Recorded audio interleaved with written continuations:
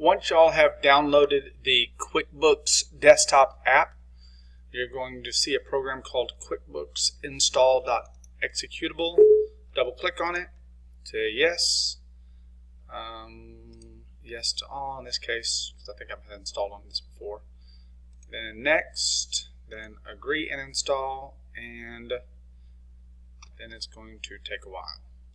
Once you've installed it, this is going to pop up. Open QuickBooks, click Finish, and QuickBooks should open. Once QuickBooks open, you're going to see this screen.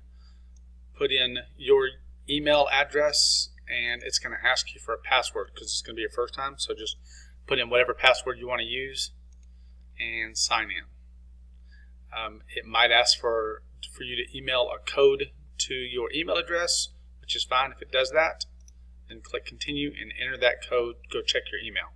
Once you get the code, put the code in, click Continue, and the QuickBooks should open. It takes a second to download, but the advantage of doing it this way instead of just doing it online is this is an actual desktop app, so it runs a little bit faster and it stays on your desktop the whole time. You can do it either way, but this is really an actual better way. Okay, what y'all are going to be doing is entering your invoices after you've already taken care of the customer. So all the invoices that you currently have are going to go into QuickBooks. So what you're going to do, this is the main screen that's going to open. You're going to hit the plus key.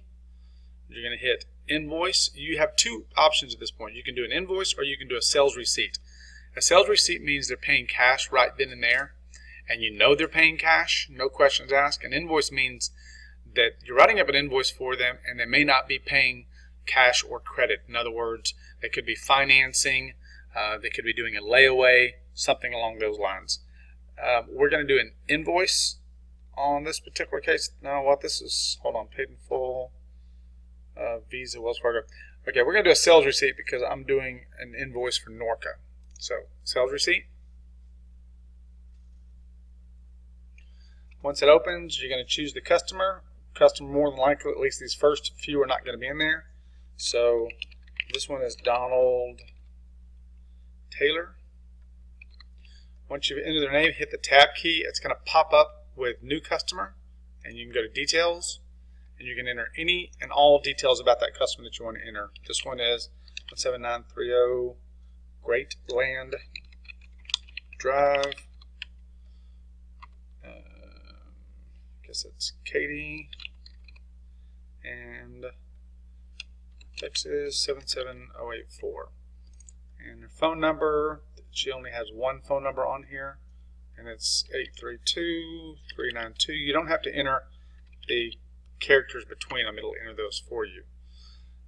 Preferably email address. This one looks like it is, if I can read her handwriting, ECTAYLOR@comcast.net.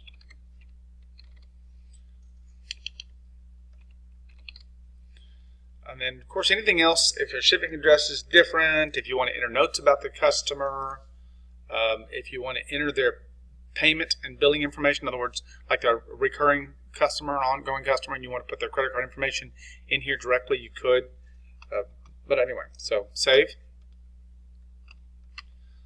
The sales receipt date on this one was the 15th. So go down here to 15th.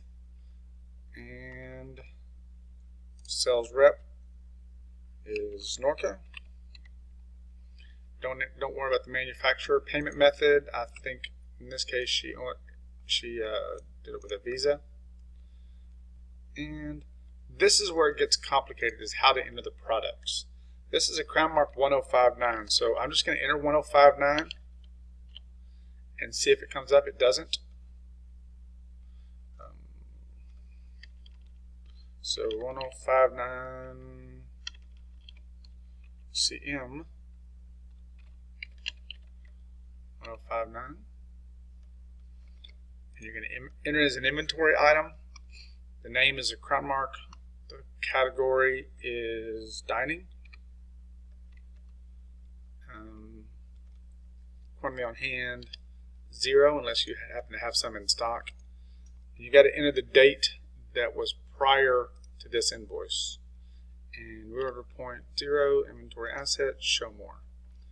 Okay, sales information. So this is a crown mark oak side chair.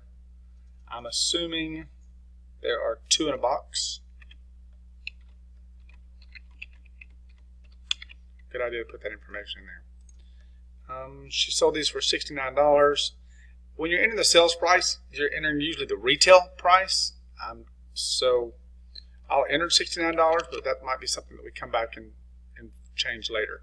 And we can also put purchase information, like when we go to buy it, and the cost of what it is. And we use merchandise purchase. We don't use cost of goods sold. So save and close. Crown mark, blah, blah, blah, $69. And she bought 6 of them. So her invoice total is $414 plus tax. $414, balance 2. Now, right here, you could save and send. In other words, email it to the customer directly, which is nice because it always verifies their email address. And you can ask the customer, do you want me to print this out, or do you want me to send it to your email? Some people would actually prefer to send it directly to their email. And then save. And that invoice is in there, and it's done. That's it. And then we close it, and we go to the next one.